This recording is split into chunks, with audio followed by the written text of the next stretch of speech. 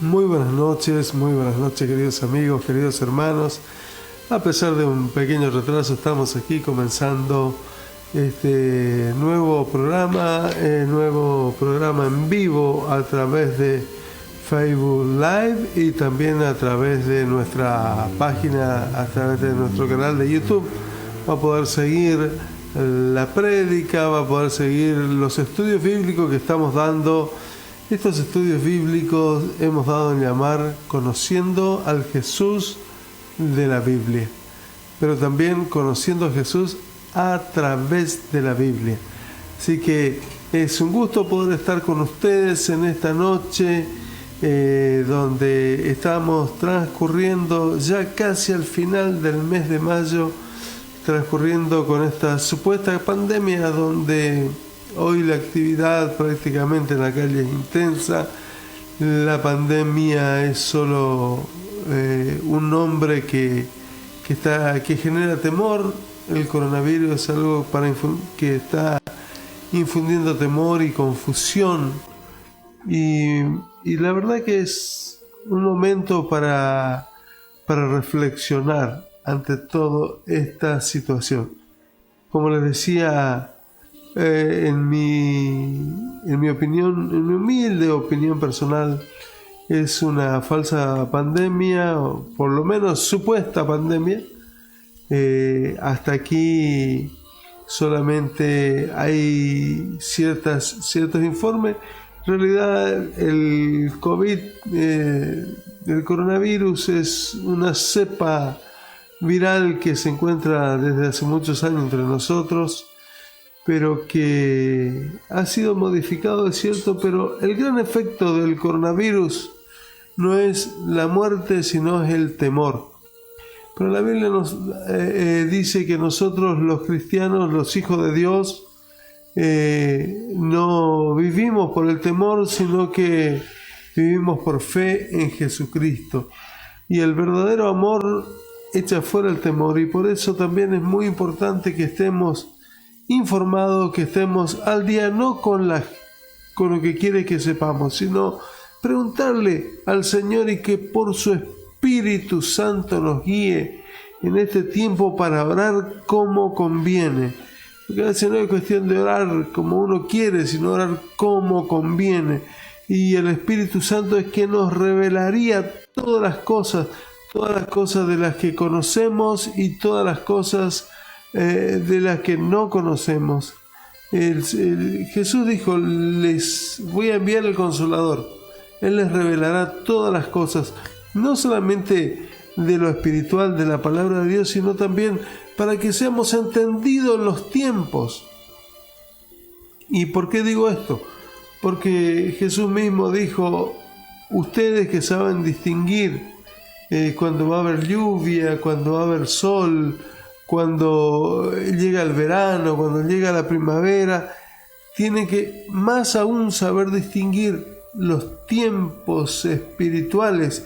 Y ese es el gran desafío que tenemos hoy en el Señor, en Cristo Jesús, aprender a distinguir los desafíos espirituales, los tiempos espirituales que estamos viviendo.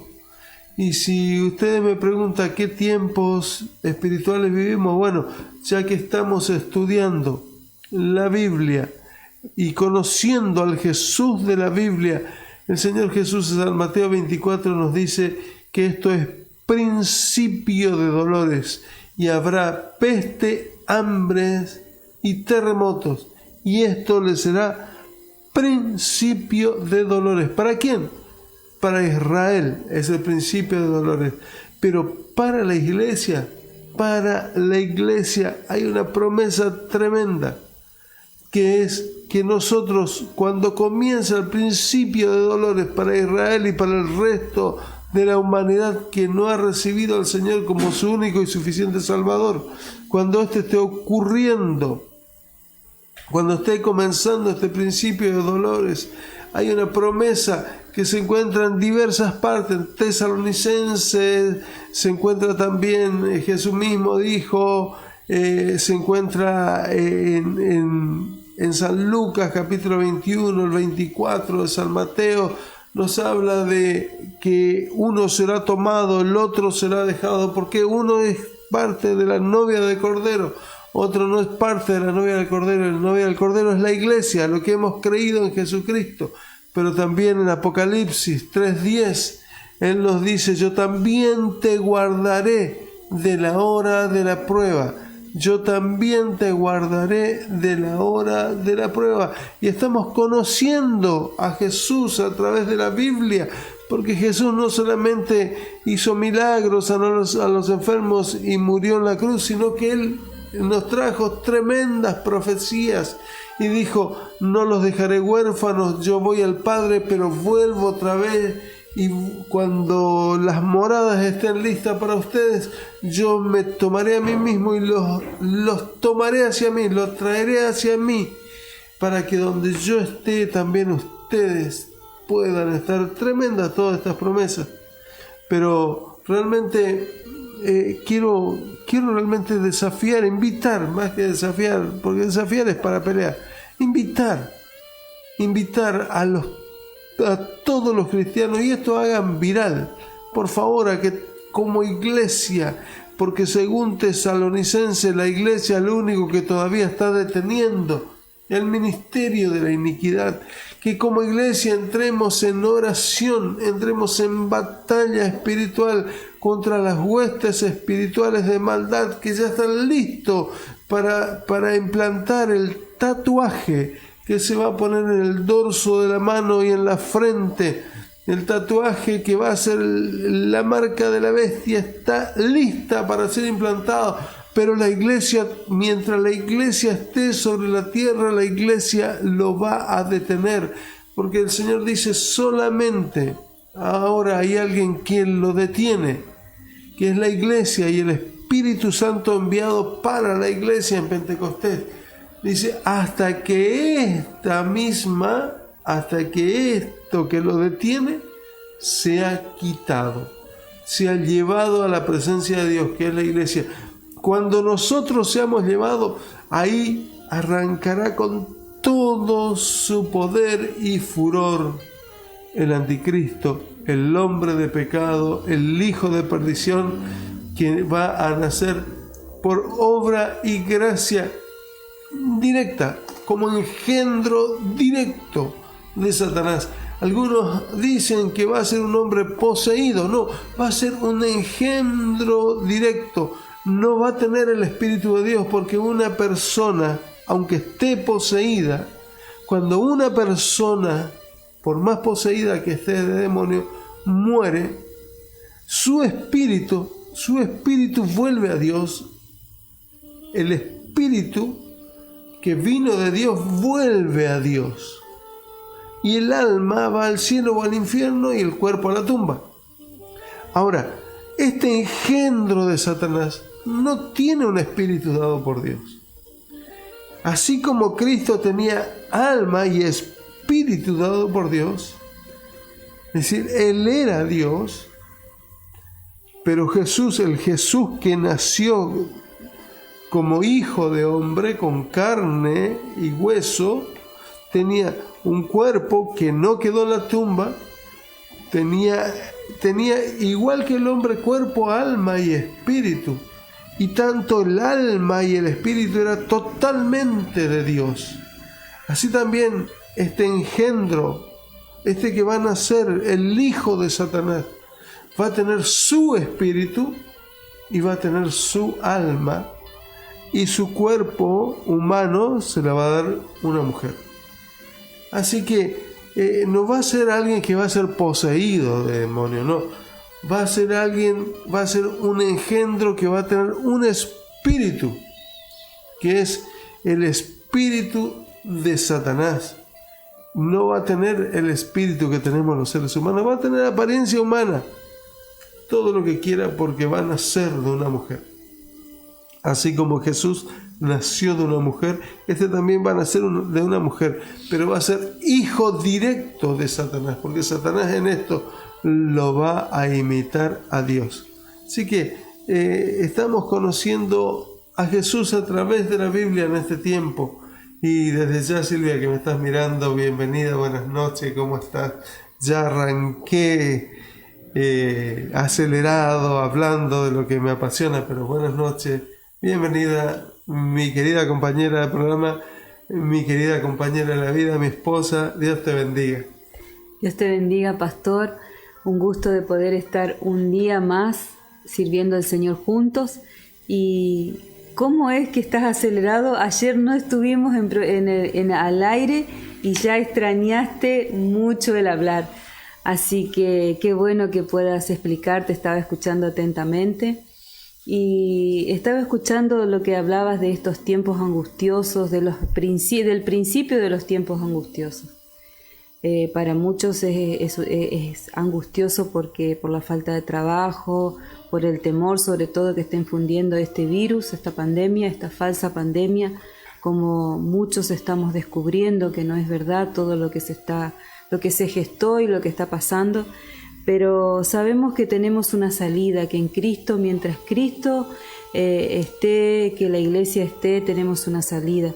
Y este tiempo lo que nos queda por ahora es orar por la salvación de cada uno.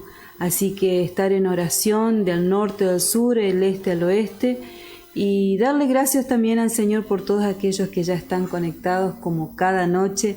Gracias al pastor Camilo Rodríguez que ya nos está viendo, está compartiendo el programa. Gracias a Celestino, a toda la familia Glincín. Gracias a Pablo, Feldman, gracias a Karina y bueno, a Marita, a todos, a Gloria. Y quiero decir también en público, si me permitís, que estamos en víspera de un día muy especial, así que darle gracias a Dios por este programa y también darle gracias a Dios por el programa que será mañana, pero estamos en víspera de algo muy especial que Dios ha escogido el día, así que quiero contarle a la iglesia, quiero recordarle a la iglesia y contarle a todos los que nos están escuchando que mañana va a ser tu cumpleaños, así que estamos en víspera del cumpleaños del pastor Oscar. Así que bueno, eso era aparte. Bienvenido también y gracias por darme la oportunidad de estar con vos. Realmente, bueno, es un privilegio poder haber llegado a cumplir un poco más de medio siglo ya, 53 años, y no se me cayó ninguna sota, 53 años los tengo, así que realmente agradecer a Dios por este tiempo, pero lo más sorprendente es que nunca me imaginé, yo prediqué durante muchos años, y Silvia, vos me escuchaste predicar durante muchos años, que yo creía que nosotros íbamos a ser la generación que veríamos los tiempos finales. El otro día charlábamos con Gerardo, el pastor Gerardo, y con Marita, y recordábamos ese culto y esa prédica donde Dios te decía que le digas a la iglesia, que nos compartas que íbamos a ser la generación que íbamos a ver el arrebatamiento. Pero parecía que iba a faltar muchísimo tiempo, pero estamos a la puerta de esto. Yo debo confesar algo. Para mí, yo lo prediqué creyendo siempre, prediqué con mucha emoción, pero llegó tan de golpe estos tiempos, este principio de dolores, de aquí al arrebatamiento, no sé cuánto tiempo va a pasar. Pero yo quiero que recuerdes esta palabra, Terseo ek tejoras. Terseo ek tejoras. Es una palabra griega, es la palabra que se escribió el original de Apocalipsis 3:10, y antes de orar yo quiero, Silvia, que busques Apocalipsis 3:10 como dice, y después vamos a entender bien qué significa esta palabra, mientras vos buscas, vamos a orar, y luego antes de entrar de lleno en el tema de cómo Jesús ya se manifestó a través del Antiguo Testamento, cuando todavía faltaban cientos de años para que naciera, ya la Biblia nos habló de Jesús en diferentes libros, profetas y desde Génesis. Así que, ¿tenés Apocalipsis capítulo 3, versículo 10? Así es. Por cuanto has guardado la palabra de mi paciencia, yo también te guardaré de la hora de la prueba que ha de venir sobre el mundo entero, para probar a los que moran sobre la tierra. Y en otra versión dice a los moradores de la tierra, es decir, a los que viven en la tierra, los que aman la tierra. Y dice, yo también te guardaré. Te guardaré. En griego dice terseo ektejora, que significa yo te sacaré. No dice yo te, es decir, en la traducción dice yo te guardaré, pero la verdad, el significado de esta palabra ek es te sacaré. Es tremendo porque dice Dios, yo te voy a sacar, no te voy a dejar, no te voy a esconder en ningún lugar.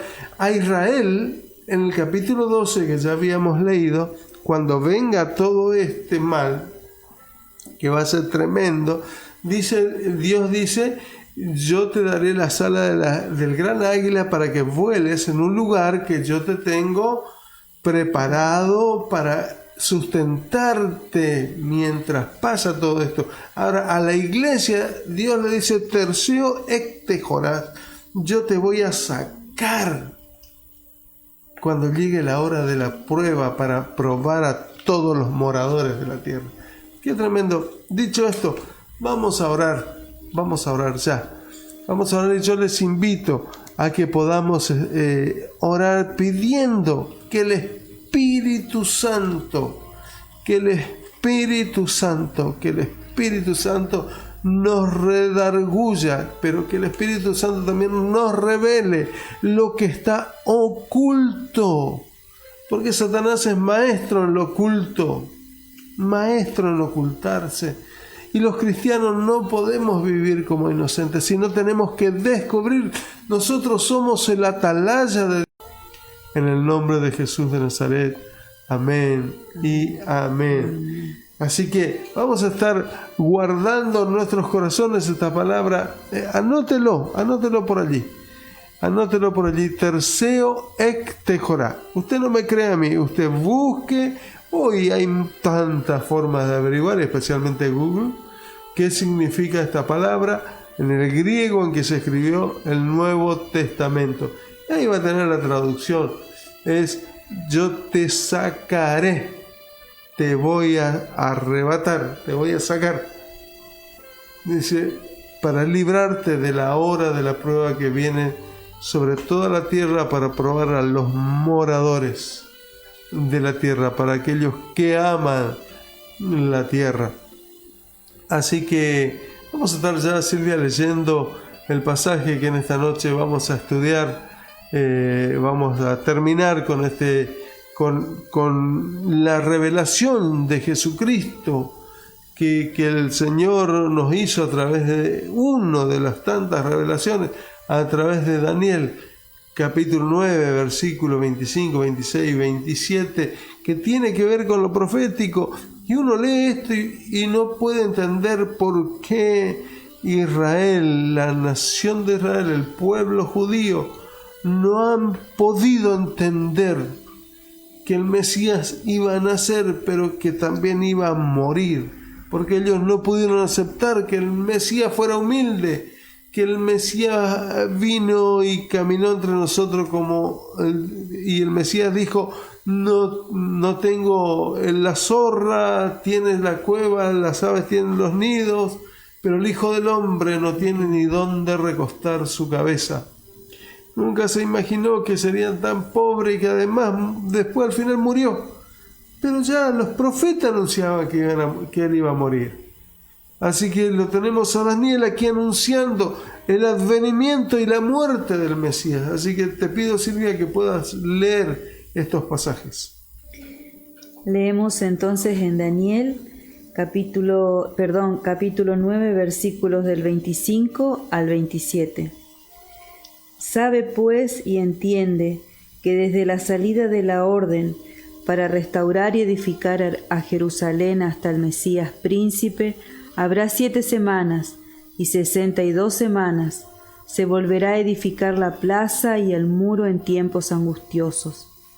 Y después de las 62 semanas se quitará la vida al Mesías, mas no por sí, y el pueblo de un príncipe que ha de venir destruirá la ciudad y el santuario, y su fin será con inundación, y hasta el fin de la guerra durarán las devastaciones.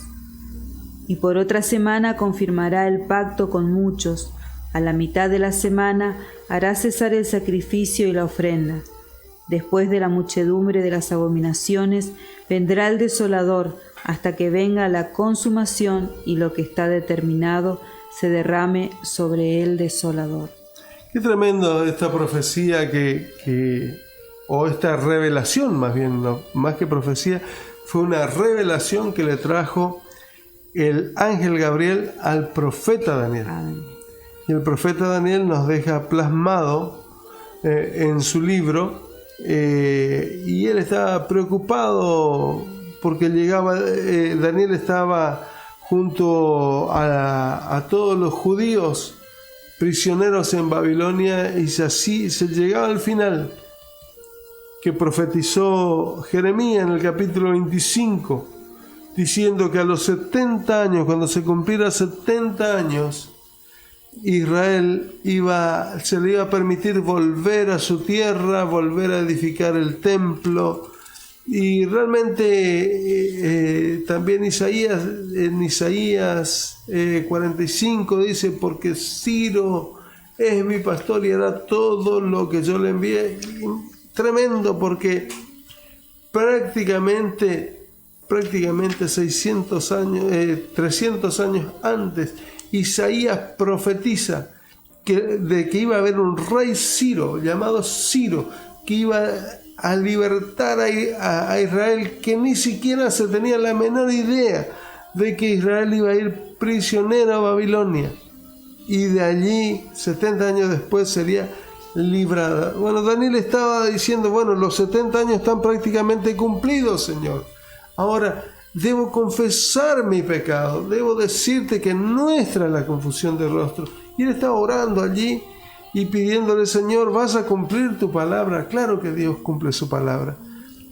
Y inmediatamente Daniel ve que viene ese varón volando con presteza, es decir, con rapidez, hacia donde él estaba. Y él lo reconoce, y era el ángel Gabriel, el que venía hacia donde él estaba. Y le dice, bueno, un montón de cosas, entre todas las cosas que comienza a decirle el ángel Gabriel, le dice: mira, Daniel, 70 semanas están determinadas sobre tu pueblo. Y entonces le divide las 70 semanas en 3 etapas. La primera 7 semanas, luego 62 semanas y por último 1 semana. Eso hace un total de 70 semanas. Dice, y le dice: mira, desde la salida de la orden, no para edificar el templo, sino para edificar la ciudad y el muro, habrá 7 semanas. ¿Sí? Habrá 7 semanas, pero ojo, no es 7 semanas de días, sino que era 7 semanas de años, a lo que los judíos llamaban en su calendario una Shemitah, 7 semanas de años. Entonces le dice: habrá 7 semanas, y si multiplicamos 7 semanas de años, son 7 por 7, 49 años. 49 años es lo que tardaría en reedificarse Jerusalén, la plaza y el muro, de reedificarse la ciudad medianamente, para que se pudiera vivir, porque Nabucodonosor la había destruido totalmente. El rey babilónico Nabucodonosor, quien también es como Nimrod, el primer rey de Babilonia. uno de los reyes más importantes también, Nabucodonosor, es tipo del anticristo. Así que destruye totalmente Jerusalén, lleva cautivo a los judíos, pero Dios los libera a los 70 años y hay una promesa, hay una revelación que le trae el ángel Gabriel y le dice: 70 años están determinados sobre tu pueblo para tal cosa, y entre ellos dice: para cerrar la profecía y ungir al santo. Ahí se termina todo. Ahí prácticamente se termina todas las profecías, todas las palabras, porque cuando se unge al santo de los santos también comienza el reino milenial de Cristo, y ahí Él asume su reinado. Así que es muy interesante entender esto. Así que le dice las primeras 7 semanas, que implican 49 años. Yo te voy a pedir, Silvia, que 62 semanas lo multipliques por 7 y nos digas cuántos años hay después de eso, para que podamos entender. Así que en 7 semanas de años se reedificarán los muros y la plaza de Jerusalén, dice, más será en tiempos angustiosos. Y así fue en realidad. 434. 434 años, más las 49, 50 semanas serían 484 años. Había desde la profecía, dice, a partir de la orden. Fíjense, para tener en cuenta en años, cuántos años antes Daniel profetiza del nacimiento y de la muerte del Mesías. O sea, y si hay profeta realmente respetado y que los judíos no se atreverían a negarlo, es el profeta Daniel. ¿Y cómo no han podido entender que cuando la venida de Cristo y la muerte de Cristo era realmente el verdadero Mesías que vino a cumplir lo que el Padre le encomendó? Algo mucho más grande que rescatar políticamente a la nación, sino a rescatar a la humanidad entera, a los que quisieran ser rescatados del pecado. Así que dice, las primeras son 7 semanas de años, 50 años. Luego 450 años más, 434 años más, tremendo.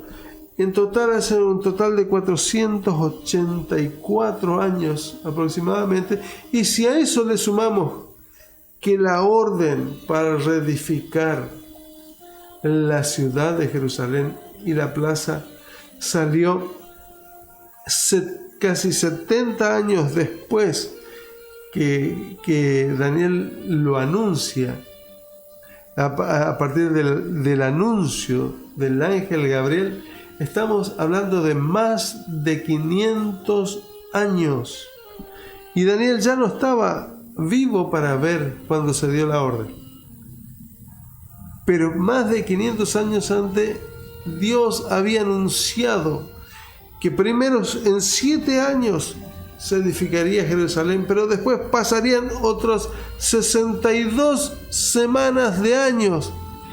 Y es también lo que bíblicamente o teológicamente se conoce como el tiempo de silencio de Dios, que no lo es tal.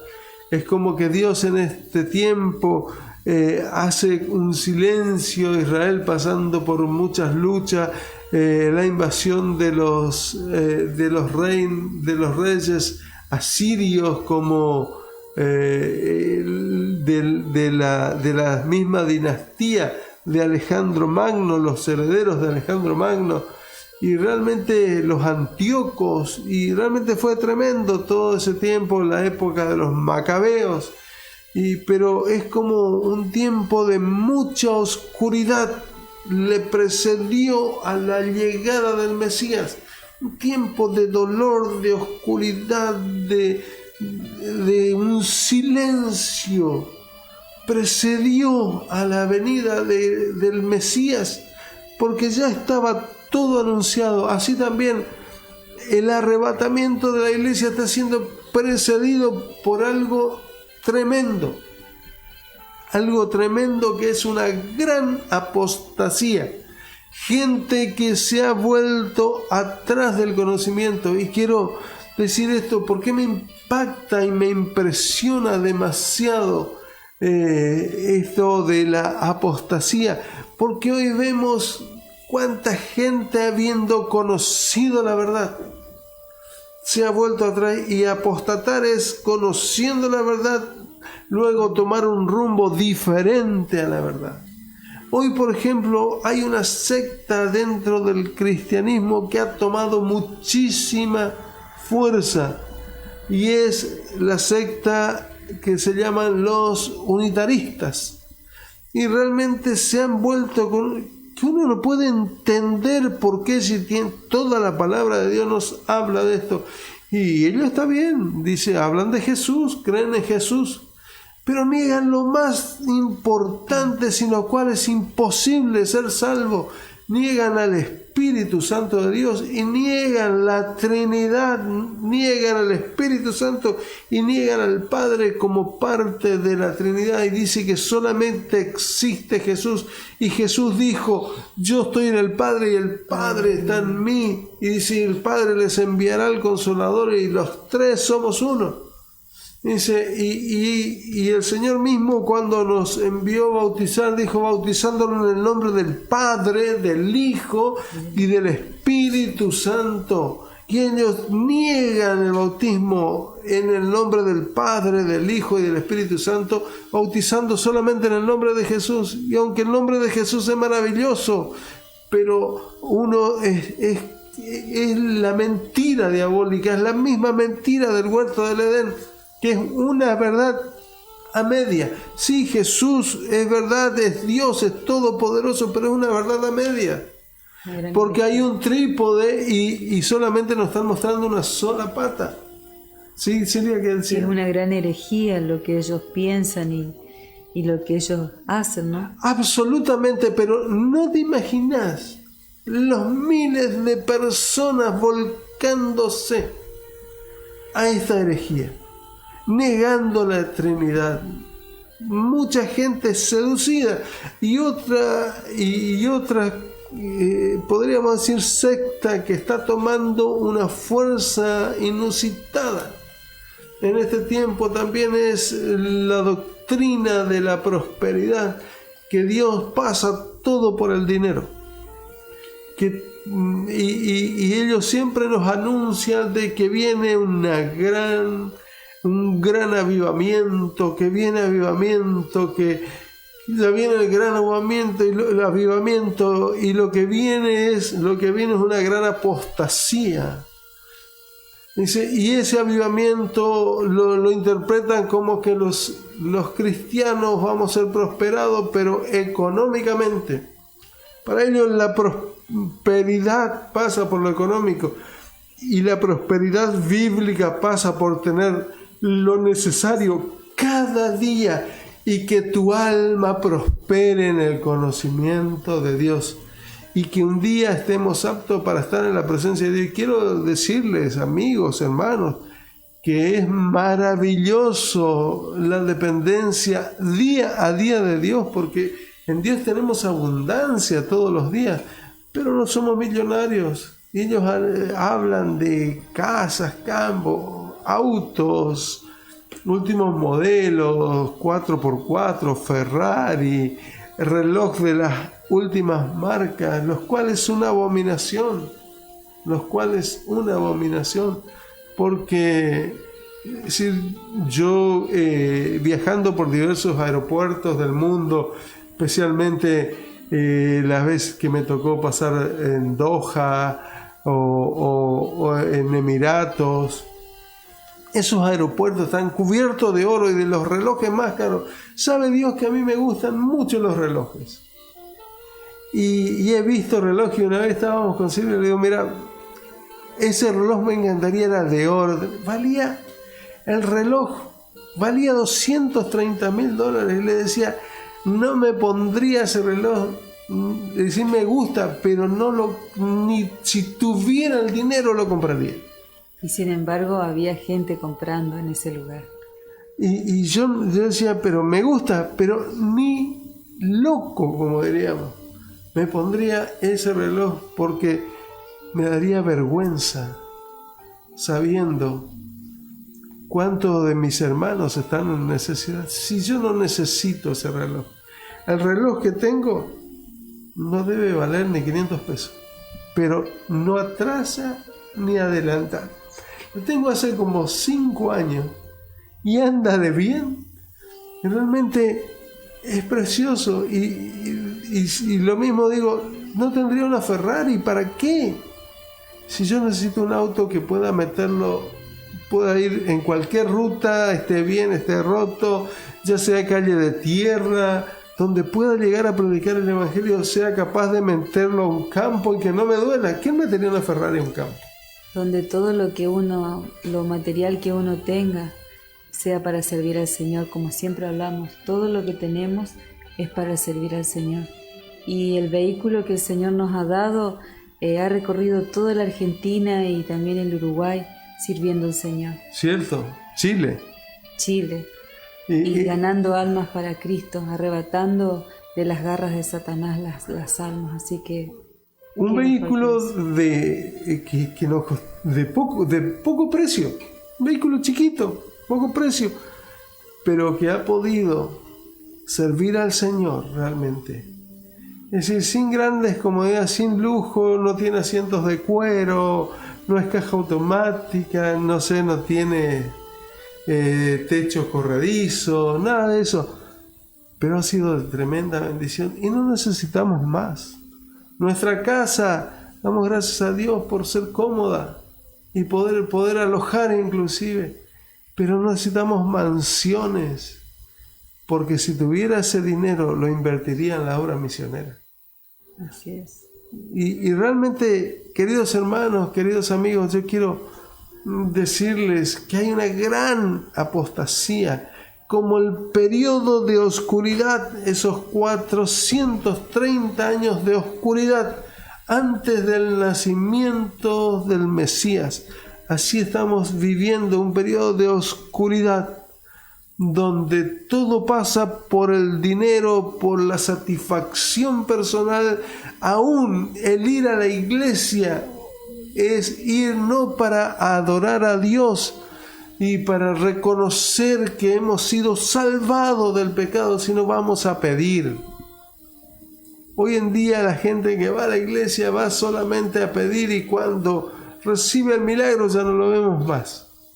Si no vamos a la iglesia para adorar a Dios, estamos viviendo el mismo periodo de oscuridad que en el tiempo en que el Mesías nacía.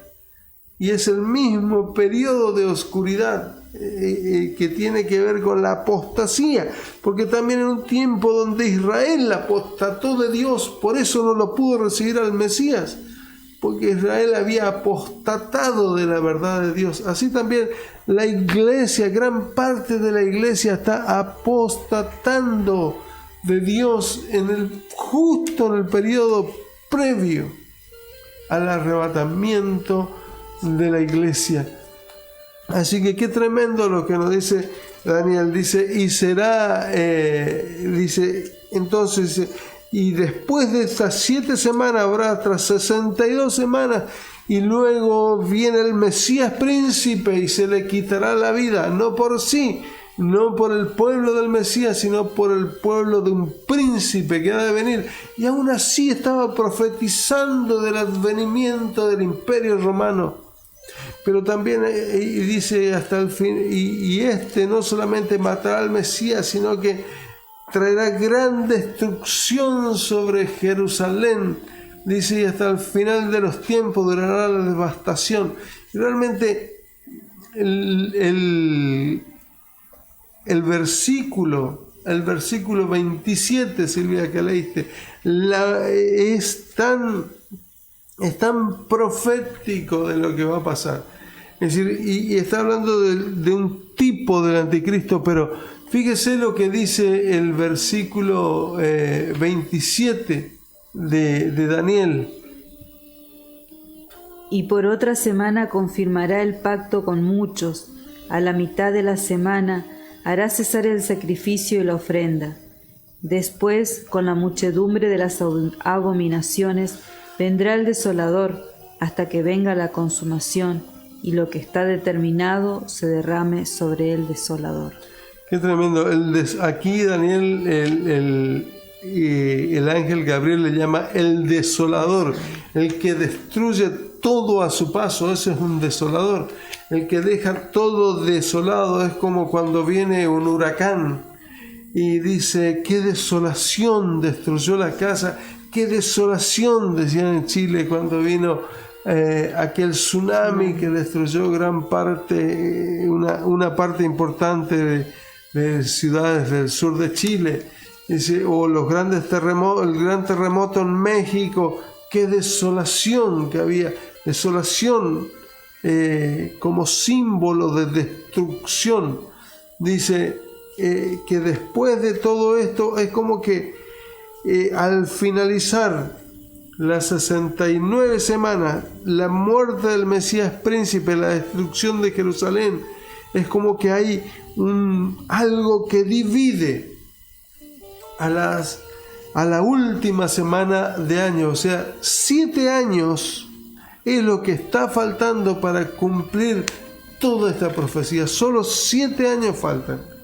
Y esos 7 años comienzan a correr a partir del advenimiento del hombre de pecado. Así que ya se nos anunció y ya Dios cumplió con el nacimiento y la muerte del Mesías. Ahora falta cumplir la última semana.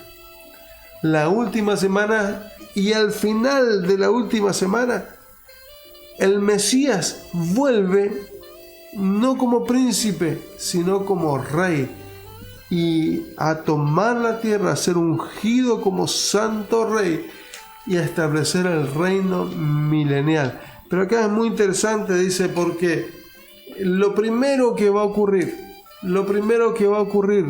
cuando la iglesia sea arrebatada, se va a inaugurar un templo en Jerusalén. ¿Por qué? Cuando el templo fue destruido por el Imperio Romano, Dios no se quedó sin templo. Era el único templo donde se adoraba a Dios y el único lugar donde Dios estableció su adoración hasta la época de Cristo. Y Jesús le dice a la mujer samaritana, le dice claramente, cuando ella le dice: ustedes dicen que hay que adorar allá, nosotros decimos que hay que adorar acá, y Jesús le dijo: mujer, tú hablas de lo que no sabes, nosotros hablamos de lo que sabemos.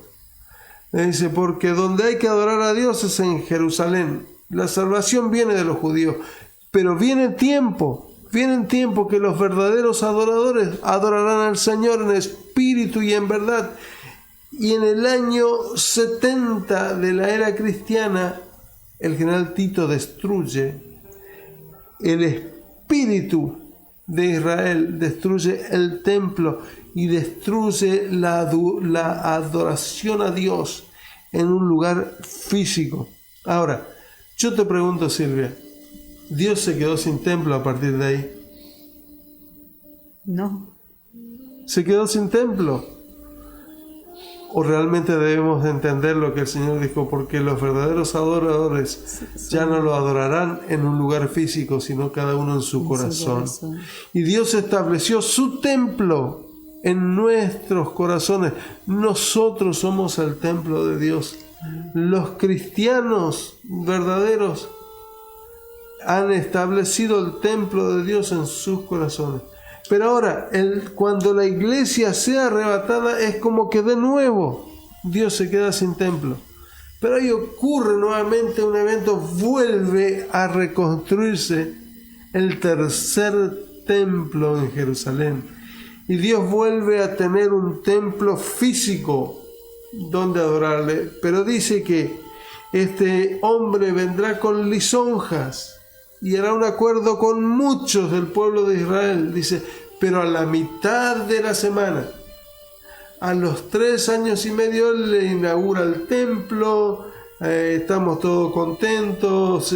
Durante 3 años y medio prácticamente los judíos están felices sacrificando ovejas, corderos, están sacrificando bueyes, están sacrificando animales en su templo como era antes, y felices por volver a sacrificar en su templo. Pero dice que a los 3 años y medio Él viene de golpe y porrazo, diríamos en argentino, y detiene el sacrificio, y ahí Él mismo hace que lo adoren y sacrifiquen para Él como si fuera Dios. Y dice en 2 de Tesalonicenses, Él se levanta contra todo lo que se llama a Dios, tanto que se sienta en el templo de Dios y hace que lo adores como si Él fuera Dios. Y a partir de allí, 3 años y medio más, y el Mesías vuelve, más no como alguien que viene a morir, sino alguien que viene a tomar su reino y el reino milenial. Y yo no quiero extenderme más porque hace casi 1 hora que estamos aquí con el programa, y dejarle esta enseñanza realmente donde hemos tocado muy superficialmente las 70 semanas de Daniel, porque dentro de las 70 semanas de Daniel también nos habla de Jesús.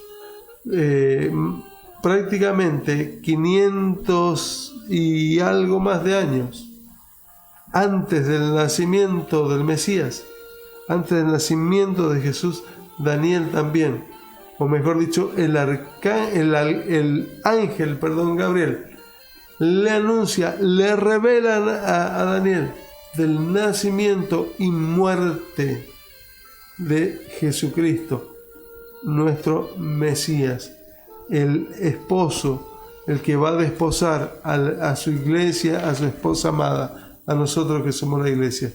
Y quiero dejar con estas enseñanzas a todos y cada uno, y lástima que no nos pudimos explayar un poco más porque el tiempo se nos fue. Así que Silvia, muchas gracias por acompañarme en este día, y gracias por poder servir juntos al Señor. Gracias al Señor por este estudio, por compartir la palabra, y que cada uno de nosotros estemos atentos a los tiempos que estamos viviendo, que son tiempos angustiosos, como dije hoy, y que que estemos dispuestos a conocer la verdad cada día. Que Dios te bendiga, y si Dios quiere nos encontramos en el día de mañana.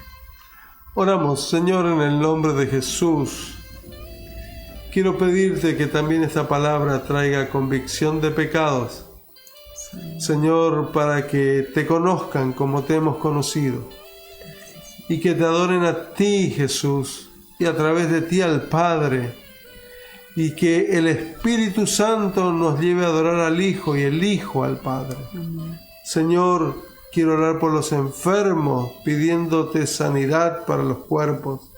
Sí. También te pido sanidad para los que están dañados en sus emociones. Señor, quiero pedirte que aquel que tiene hambre le des de comer, como hiciste, Señor, con la multiplicación de los panes y los peces. Al que esté solo, Señor, tú lo abraces, y no te olvides de los ancianos, de los huérfanos y de la viuda, Señor, y no te olvides de nosotros. Amén. Y ten misericordia de nosotros. Gracias, Señor, por este tiempo. Señor, te bendecimos en el nombre de Jesucristo. Amén y amén. Amén. Querido hermano, querido amigo, gracias por acompañarnos. Gracias a todos los que nos han acompañado en esta noche. Y si Dios quiere, si Dios lo permite, estaremos nuevamente mañana, si el Señor no ha venido todavía. Me gustaría celebrar mi cumpleaños acá, pero cuánto más me gustaría celebrar junto al Señor, en el reino de los cielos. Aunque ahí voy para empezar la eternidad. Así es. Si Dios permite, si el Señor no ha venido todavía, mañana, pasado las 20:30 horas, pasado las 8:30 p.m., estaremos de vuelta conociendo al Jesús de la Biblia, conociendo a Jesús a través de la Biblia.